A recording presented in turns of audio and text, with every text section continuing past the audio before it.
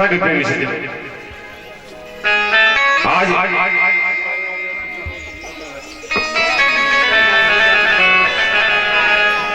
ग्राहकी का एक बार दूर कर दिया प्रभु ने।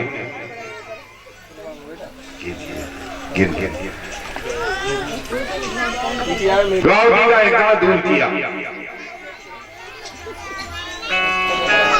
और कथा बताती है कि भगवान केवल प्रेम से पकड़े जाते हैं, अहंकार से। इसी के उपलक्ष्य में श्री सुखदेव जी महाराज ने दूसरी कथा सुनाई है राजा परीक्षित को।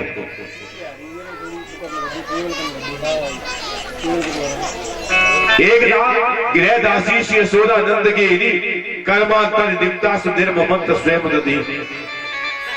एक दिन घर की दासियों को मैया यशोदा ने दूसरे काम में लगाया और स्वयं नदी का मंथन करने लगे। भगवान सो रहे, दध मंथन करते हुए यशोदा को लाला की याद आई। भगवान जागे, मैया की गोद में बैठ गए। भगवान ने मैया से पूछी, मैया ये बता दुनिया में तुम्हें सबसे ज्यादा प्यारा कौन है? मैया कहने लगी तू। भगवान ने सोचा चलो मैया की प्यार की परीक्षा कर लो। योग माया का सहारा लिया प्रभु ने और दूध जो हानियों में गर्म हो रहा था, आज प्रभु ने योग माया से हानियों में उफान पैदा कर दिया। हानियों में उफान आया। मैया ने देखा, लाला को फेंका एक तरफ, हानियां संभालने भागी। भगवान ने देखा कहीं वाह मैया, अभी तो कह रही थी तू प्यारा है और दूध थोड़ा सा निकल गया तो मुझे छोड़ के भाग रही है। तब तक आ गई सखा ने कही लाला आज कहां चल रहा है? भगवान ने कहा तो मैया के घर में नाटक होगा।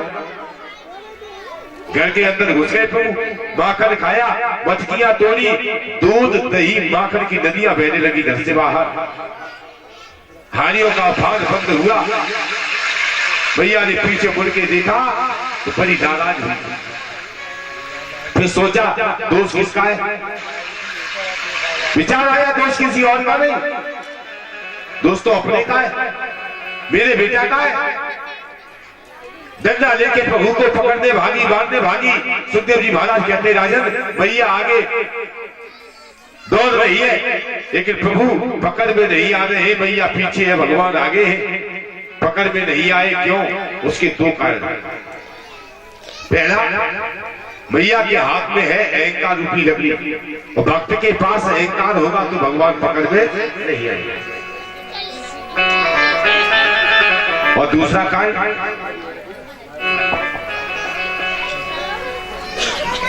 प्रभु आगे है, मैया पीछे है और सिद्धांत ये है कि जो पीछे होगा उसे आगे वाले की पीठ दिखाई देगी। और सृष्टि की रचना में प्रभु की पीठ से अधर्म पैदा हुआ है, पाप पैदा हुआ है। जब तक जीव की दृष्टि में पाप रहेगा भगवान फिर भी पकड़ में नहीं आएगा। मैया परेशान हो गई, लकड़ी छोड़ दी, अहंकार छोड़ दिया। भगवान बोल के खड़े हो गए, पच्चीस स्थल सामने आ गया और प्रभु के पच्चीस स्थल से धर्म पैदा हुआ है। दृष्टि में धर्म आया, भगवान पकड़ में आ गए। भैया पकड़ के लाई, कहने लगी लाला तूने मेरी ददिया सास के हाथ की हड्डियां फोड़ी है और जा ऊपर पे चढ़ के फोड़ी है, उसी ऊपर से बांधूंगी। भैया घर की रस्सियां लाई, बांध रही है। भगवान बंधन में नहीं आते, घर की सारी रस्सियां जोड़ दी लेकिन रस्सी छोटी पड़ जाती है। कितनी छोटी?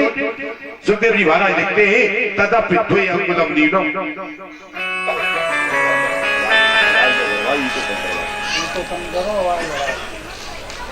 कथा के प्रेमी सज्जनों, तदा पित्वे अंकुलम नीनम, रस्सियां 2 अंगुल छोटी है और 2 अंगुल छोटी पड़ के रस्सियां क्या संकेत कर रही है? 2 अंगुल क्या है? इसका अर्थ देखिए, वैसे तो बहुत से अर्थ है। पौराणिक अर्थ तो यह है कि रस्सियां 2 अंगुल छोटी पड़ के प्रभु को याद दिला रही है, प्रभु तुम्हारे घर के आंगन में 2 वृक्ष खड़े हैं अर्जुन के। जो कुबेर के बेटा नंदकुमार और मणिग्रीव है। प्रभु आज आपको 2 भक्तों का उद्धार करना है। प्रभु को याद दिला रही है रस्सी 2 अंगुल छोटी पड़ गई। और 2 अंगुल क्या है? 1 अंगुल है अहंकार और 1 अंगुल है ममता। यशोदा के हृदय में अहंकार भी है कि मैं भगवान को बांध रही हूं, और प्रभु के प्रति ममता भी है। 2 अंगुल। और 2 अंगुल क्या है? एक है जीव की इच्छा और 1 अंगुल है ईश की कृपा, भगवान की कृपा। 1 कदम भगवान के लिए आप बढ़िए तो 1 कदम कृपा करने को भगवान तत्पर रहता है। एक कवि ने बड़ी सुंदर बात लिखी है कि भगवान हमसे कितनी दूर है, मात्र 2 अंगुल दूरी बताइए उसने कि जितनी दूर नैनों से सपना,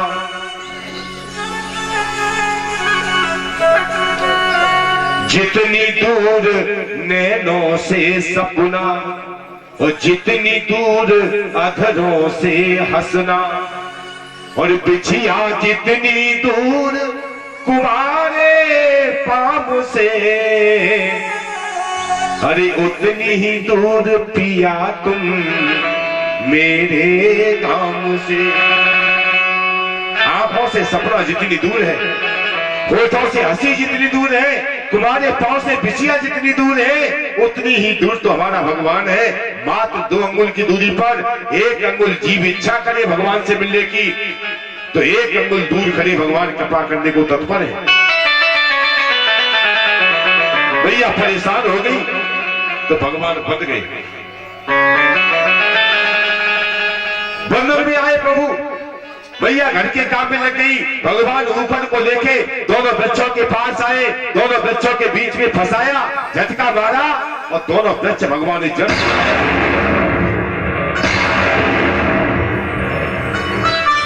कैसा कहते सज्जनों, वृक्षों करे तो वृक्षों के अंदर से 2 परम तेजस्वी पुरुष निकल के आए। भगवान की वंदना करने रहे। दोनों देवता वंदना करने लगे। प्रभु को हंसी आ गई। क्यों? देवता कह रहे नमः परम कल्याण, नमः परम मंगल, वासुदेवाय शांता यदु नाम पतये नमः। प्रभु हम आपको नमस्कार कर रहे। भगवान को हंसी आ गई। क्यों? भगवान ने मन में सोचा बारे सब बड़ा बलवान है तू। संत कहते कि परबस जीव स्वबस भगवंता। भगवान स्वतंत्र है, बंधन में कौन है? जीव। लेकिन आज समय की गति देखिए, भगवान तो बंधे पड़े और जीव स्वतंत्र खड़ा है।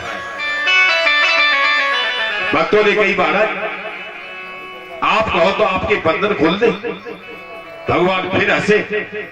मन में सोचा मैं दुनिया का बंधन खोलता हूं और मेरा भक्त मेरा बंधन खोलना चाहता है। भगवान ने कहा भैया तुम जाओ, हमारी मैया नहीं खोलेगी तब तक नहीं खुलेंगे। वृक्षों के गिरने की आवाज सुनी, ब्रजवासी दौड़ के आए। दोनों देवता परम धाम को चले गए। मैया ने लाला को गोद में उठाया, रस्सी से खोला। चाचा उपनंद ने देखा। बाबा नंद से कहियो बाबा आया तंत्र महोत पाता पाला नाम ना से इस गोकुल में हमारे बेटाओं के लिए तरह तरह के उत्पात हो रहे हैं, इसलिए हम गोकुल छोड़कर कहां जाएंगे?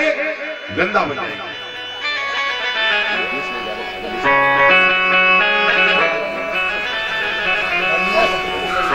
कम करो, थोड़ा कम करो। कथा के प्रेमी सज्जनों, आज कहा जाना चाहते हैं वृंदावन। कितनी अवस्था है भगवान की? 5 साल की। और कथा बता रही है कि 5 साल की अवस्था में वृंदावन चले जाइए। आप लोग जेब में पैसा नहीं है महाराज कैसे जाए? तो 5 महीने जाओ, 50 तक चले जाओ। वो कैसे जाना है? पैसे से जाना है। मैं उस वृंदावन की बात नहीं कर रहा हूं जहां किराया देके जाना पड़ेगा। आप वृंदावन शब्द का अर्थ देखिए, वृंदावन क्या है? भागवत बताती है 5 साल में न पहुंचो 50 साल तक पहुंची है, लेकिन जाओ वृंदावन, क्योंकि वृंदावन का अर्थ है वृंदावन है भक्ति, और जहाँ भक्ति का वन है वही वृंदावन है। जहाँ सत्संग है, भगवान की कथाएं होती है, हर चर्चा होती है, जहाँ संत ब्राह्मणों का सम्मान होता है वो वृंदावन होता है। ये आज आपके गांव में पावन वृंदावन धाम है। शरीर से पहुंचो या न पहुंचो, लेकिन एक बार मन से वृंदावन जरूर जाइए। आइए चंद पंक्तियों से हम भी वृंदावन जाने का प्रयास करें, प्रभु से प्रार्थना करें, प्रभु अपने धाम में हमें जगह दीजिए।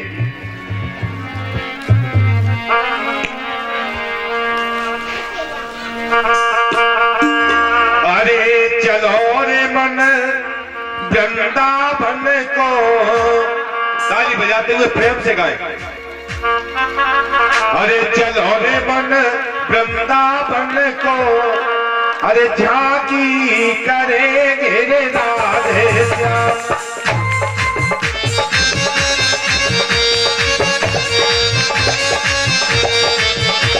चलो रे मन वृंदावन को, झांकी करेंगे रे राधे श्याम। रे मन वृंदावन को, झांकी करेंगे राधे श्याम।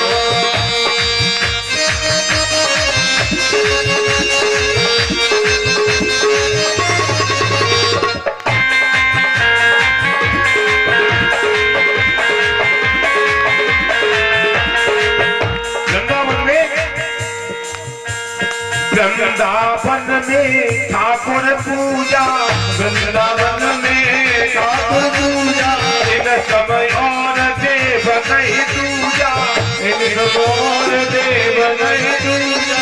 हरे संत भूपत गलियन में, झांकी करेंगे राधे श्याम।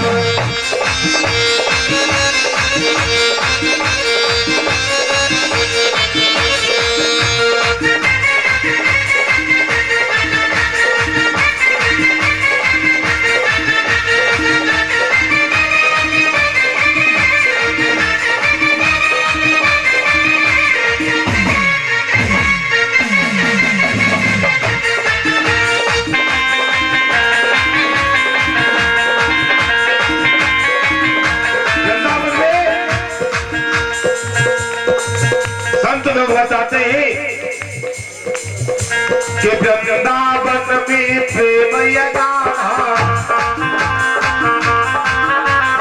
सब कोई रचता राधा राधा, सब कोई रचता राधा।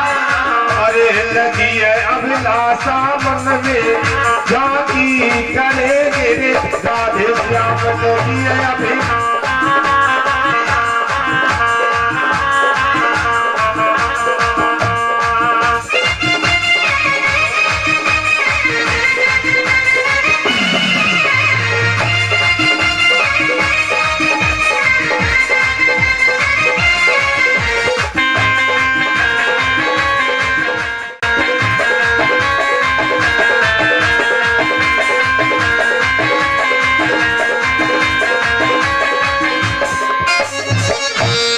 वृंदावन में जाने पर, अरे वृंदावन को जो कोई जावे, वृंदावन को जो कोई जीवन अपनो सफल बनावे, जीवन अपनो सफल बनावे। अरे शीश धर धर चरण में, झांकी करेंगे रे राधे श्याम। शीश धर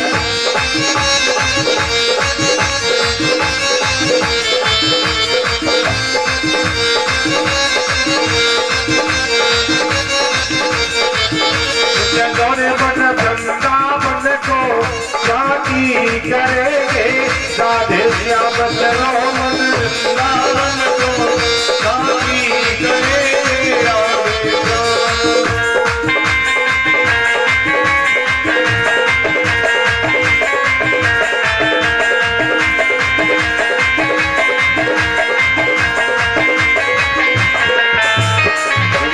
भगवान की जय हो। आगे प्रेमी सज्जनों, प्रभु वृंदावन आ गए, या भगवान ने बछड़े चराने का काम किया। कंस का भेजा हुआ एक राक्षस बछड़ा बन के आ गया, वत्सासुर नाम है। प्रभु ने पहचान लिया, पिछली टांगे पूंछ पकड़ी, हवा में घुमाया, कैद के बच्चों के ऊपर फेंक दिया। चीत्कार करता हुआ वत्सासुर संसार से विदा हो गया। एक दिन प्रभु वृंदावन आने के बाद यमुना पर बछड़ों को पानी पिलाने गए। बकासुर नाम का राक्षस आ गया, बगुले का रूप बना के यमुना में बैठा है।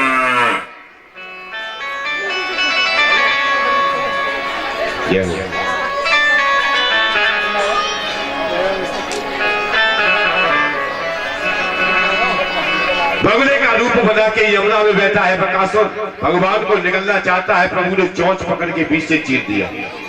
अच्छा, क्या है ये भागवत की कथा? बड़ी लंबी कहानी, बड़े सूक्ष्म में समझिए। मैंने बताया था यमुना भक्ति है, गंगा ज्ञान है। और भक्ति रूपी यमुना में कौन बैठा है? बगुला, बकासुर। तो बगुला का अर्थ क्या है? पाखंड। बगुला बोले पाखंड। और भगवान कहते हैं दुनिया में हर जगह पाखंड करो, पर मेरी भक्ति में पाखंड मत करो। यदि भक्ति में पाखंड करोगे तो भगवान ऐसे पाखंड का नाश कर देते हैं। बोलिए सच्चिदानंद भगवान की।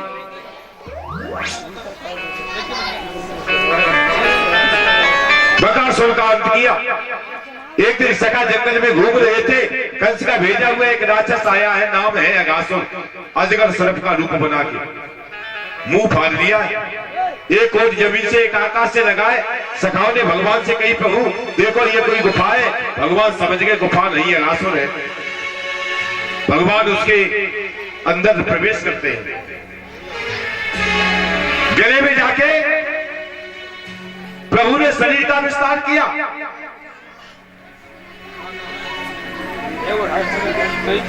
और जैसे ही विस्तार किया, उसकी श्वास घुटने लगी और अगासुर के प्राण ब्रह्म रंध्र फोड़ के निकले और भगवान श्री कृष्ण में लीन हो गए। बोलिए सच्चिदानंद भगवान।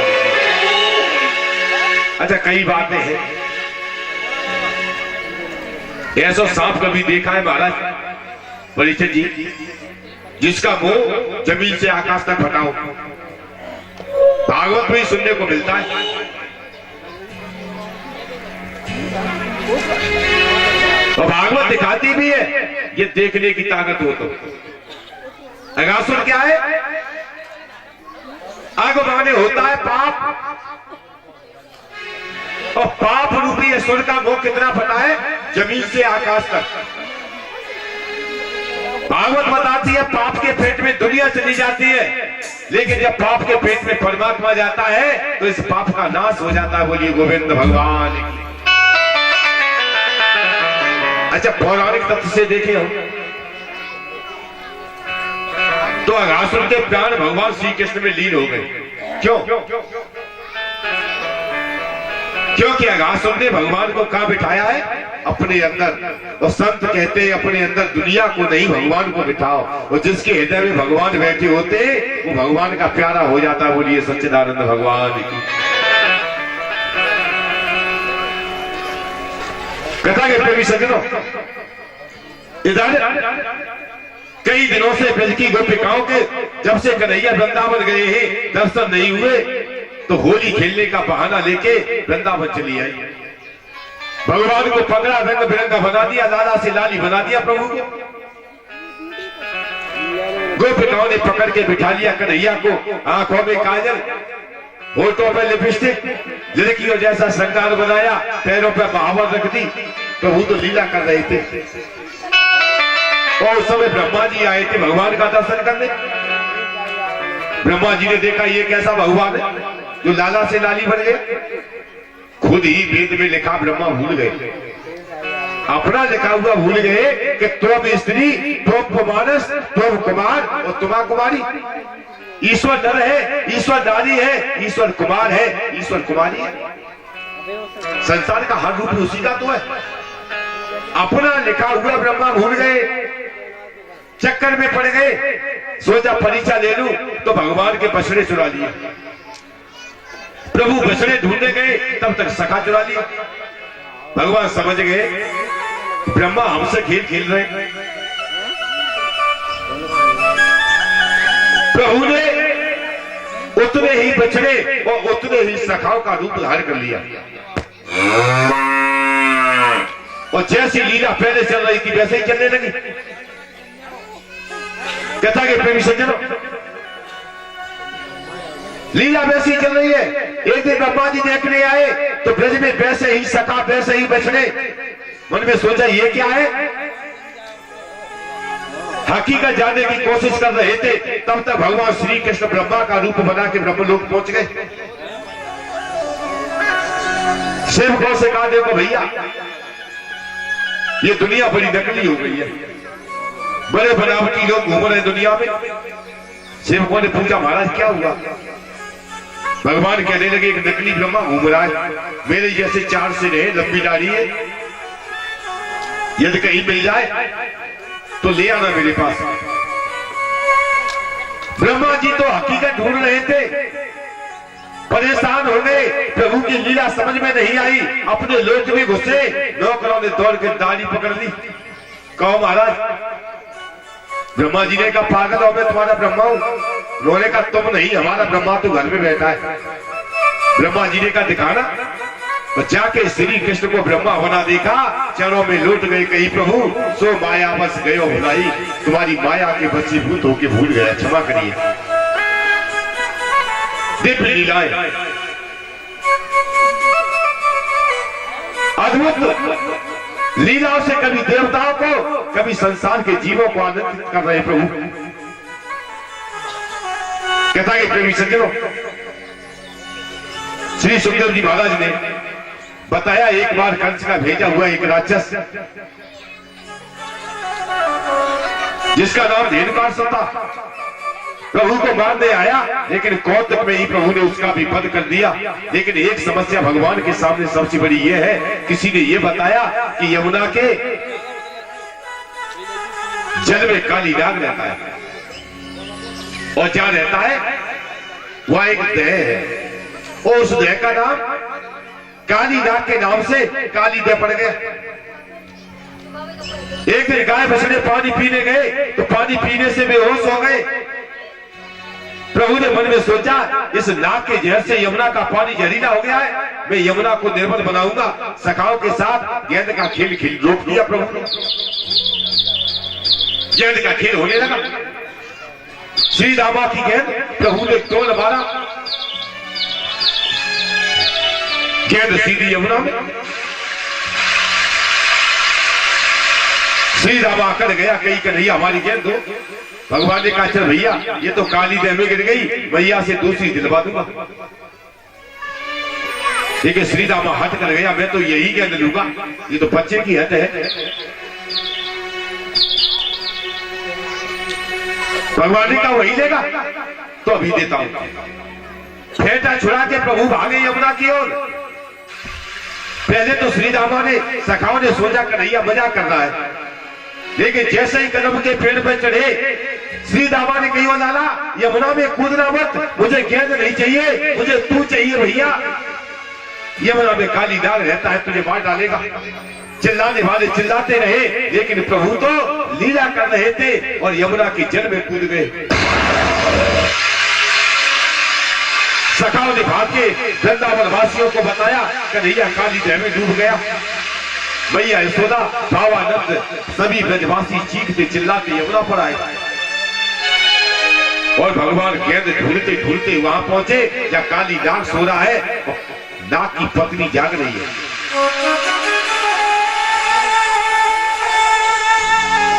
नाग की पत्नी ने कन्हैया को देखा। कथा के प्रेमी सज्जनों मोहित हो गई प्रभु पर, कहने लगी लाला कौन है तू, बड़ा सुंदर लग रहा है मुझे। कौन बोलते हैं? नागिनी। किस पर? कृष्ण पर। मैंने बताया जीवा नाम चित्तम आकर्षक सा कृष्ण, जो केवल मनुष्यों का नहीं, संसार के समस्त जीवों का चित्त अपनी ओर खींच लेता है, उसका नाम कृष्ण है। किसका चित्त खींच लिया प्रभु ने? जो मुंह से लेके पूंछ तक जहर से भरी पड़ी है, बिल्कुल जहरीली है, नागिन है, और नागिन भी प्रभु पर मोहित है। ये कृष्ण की महिमा है, ये कृष्ण दर्शन है। कहीं लाला क्यों आए हो? भगवान ने कही नागिनी हमारी गेंद गिर गई यमुना में, न तो गेंद मिली न तेरे अलावा कोई और मिला, हमें लगता है हमारी गेंद तुमने चुरा ली, हमारी गेंद दे दो। नागिनी की लाला पागल है, हमें चोरी लगा रहा है, देख नहीं रहा है मेरा पति सो रहा है, जाग गया तो तुझे मार डालेगा। भगवान का बड़ा घमंड है पति पे। अच्छा महाराज होता भी है, हर पत्नी को घमंड होता अपने पति पे।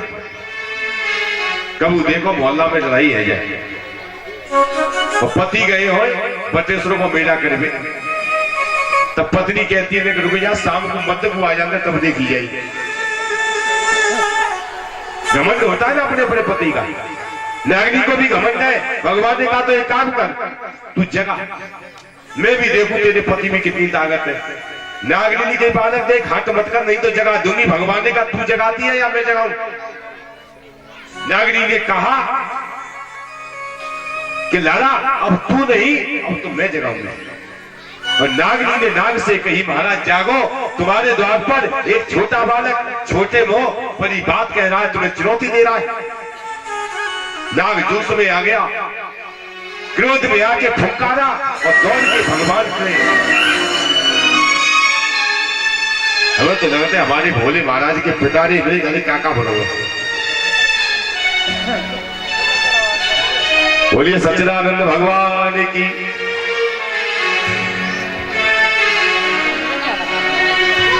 नाग लिपट गया प्रभु से, और लिपट क्यों नहीं जाता?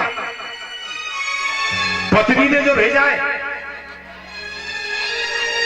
आपने कभी तीतर की लड़ाई देखी है? हमारे बुजुर्ग बताया करते हैं कि जब तीतर लड़ते हैं तो तीतर के बीच में तितलियां बैठी होती है, और महाराज तितलियां टीप मारते बीच में तो चाहे तीतर के प्राण चले जाए पीछे हटता नहीं है, जान लगा लेता है लड़ाई में। अब पत्नी भेज रही है तो पति कमजोर क्यों पड़ जाए? लेकिन प्रभु ने शरीर का विस्तार किया, और प्रभु के शरीर के विस्तार करते ही काली नाग की हड्डियां चट चट चट करके टूटने लगी, हड्डियां टूटने लगी, पकड़ ढीली हुई। प्रभु पर फन से प्रहार करता है, प्रभु लात मार के फन को तोड़ देते हैं। सैकड़ों फन है काली नाग के प्रभु की ठोकर से, आज मुख से रक्त गिरने लगा है। प्रभु उछल के उसके फनों के ऊपर चढ़ गए, लात मार मार के फन को चल रहे प्रभु। मुंह से खून गिरा। नागिनी ने देखा ये हालत हो गई पति की, हाथ जोड़े कहीं प्रभु पहचान नहीं पाए, छोड़ो गलती हो गई। काली नाग ने वंदना की, नाथ मुझे क्षमा करिए, हे गोविंद मैं आपको जान नहीं पाया। भगवान ने कहा क्षमा तो तब करूंगा तब जब तू मेरी यमुना छोड़ के चला जाएगा। काली नाग ने कही महाराज कहां जाऊं? यमुना से बाहर निकला तो गरुड़ जी मुझे मार देंगे। भगवान कहते नहीं मारेंगे, क्योंकि तेरे सिर के ऊपर मेरे चरण चिन्ह बने हुए, और जिसके सिर पर भगवान है दुनिया की कोई ताकत उन्हें मार नहीं सकती। एक बार एक मंदिर में एक पुजारी जी पूजा कर रहे थे भोले बाबा। पूजा में गलती हो गई उपाध्याय जी, भगवान भोलेनाथ नाराज हो गए, बोले तूने पूजा में गलती की है, मंदिर से बाहर जैसे ही निकलेगा ये वर्षा हो रही है, आकाश से बिजली गिरेगी, तू मर जाएगा। भक्त भी बड़ा हाथी बड़ा चालाक, बोला भोले बाबा तुम मुझे मान दोगे? ये ताकत तुम में नहीं है। भगवान भोलेनाथ ने कि तू निकल के दिखा मंदिर से बाहर। भोलेनाथ भी अपनी क्रोध में आ गए। भक्त ने कही महाराज नहीं मार पाओगे, हार जाओगे।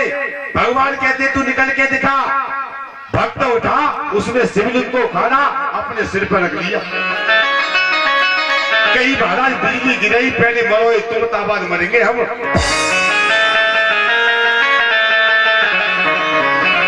तो भगवान को सिर पर बिठाइए, काल भी आपका कुछ नहीं बिगाड़ पाएगा। कालीनाथ के सिर पर भगवान के चरण चिन्ह लगे हुए हैं। भगवान कहते गरुड़ तुझसे कुछ नहीं कहेंगे।